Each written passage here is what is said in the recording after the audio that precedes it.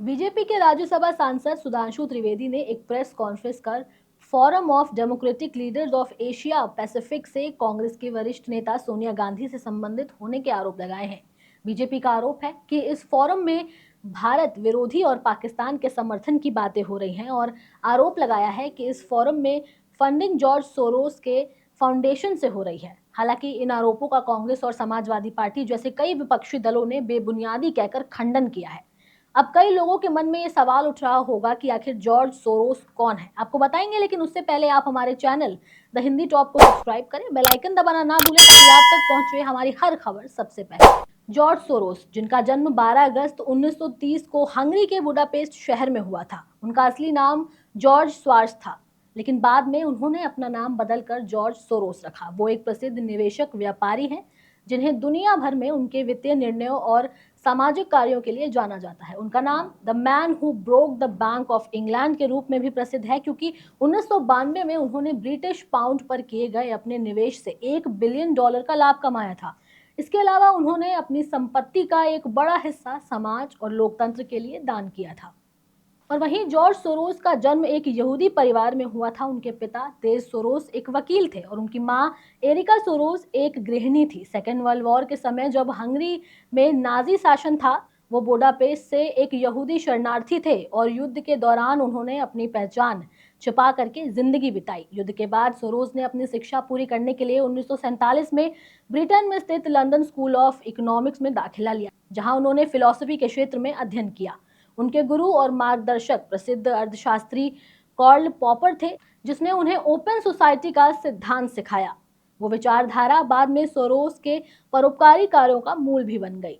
1969 में सोरोस ने अपने खुद का hedge fund Soros fund management स्थापित किया था। इस फंड ने जल्द ही सफलता प्राप्त की और सोरोस को निवेश की दुनिया में एक महत्वपूर्ण नाम बना दिया। उन्होंने अपने निवेश रणनीतियों में कुछ नए तरह से बदलाव शामिल किए, जिसे उन्हें बहुत लाभ हुआ। अब जॉर्ज सोरोस को सबसे बड़ी प्रसिद्धि 1992 में मिली, जब उन्होंने ब्रिटिश पाउंड की एक बड़ी शर्त लगाई थी। सोरोस ने यह अनुमान लगाया था कि ब्रिटिश पाउंड यूरो से कमजोर होगा और इसे गिराने में मदद की। उन्होंने पाउंड की बिक्री की और इसके मूल्य में गिरावट के दौरान करीब $1 बिलियन का मुनाफा भी कमाया। इस घटना को ब्लैक वेडनेसडे कहा जाता है और इसे सोरोस के करियर का सबसे बड़ा निवेश मील का पत्थर भी माना जाता है। इसके अलावा सोरोस ने एशियन फाइनेंशियल क्राइसिस और अन्य फाइनेंशियल क्राइसिस का भी फायदा उठाया। उनके इन फैसले ने उन्हें एक सशक्त निवेशक और रणनीतिकार के रूप में स्थापित किया। निवेश की दुनिया में उन्होंने कई तरह के जोखिम भी उठाए। इसके बाद उन्हें एक तेज दिमाग का बिजनेसमैन भी माना गया। सोरोस ने दुनिया भर में नागरिक समाज को सशक्त बनाने, भ्रष्टाचार के खिलाफ लड़ने और प्रेस की स्वतंत्रता का समर्थन करने के लिए कई परियोजनाओं पर भी पैसे लगाए। उन्होंने अफ्रीका, एशिया और यूरोप में कई दान कार्य किए, जहां वहां के शिक्षा, स्वास्थ्य और सामाजिक संस्थानों को सहयोग प्रदान किया। सोरोस का यह मानना था कि लोकतांत्रिक समाज और खुला समाज ही आर्थिक और सामाजिक समृद्धि ला सकता है। सोरोस की सफलता और परोपकारिता के साथ साथ उन्हें कई विवादों और आलोचनाओं का भी सामना करना पड़ा। कुछ आलोचक उन्हें विश्व सत्ता का एक छाया व्यक्तित्व मानते थे और ये आरोप लगाते थे कि आर्थिक गतिविधियां वैश्विक राजनीति और वित्तीय बाजारों पर अत्यधिक प्रभाव डालती है। विशेष रूप से उनकी भूमिका में अमेरिकी चुनावों में हस्तक्षेप और कुछ देशों की आंतरिक राजनीति पर प्रभाव डालने की आलोचनाएं उठाई गई।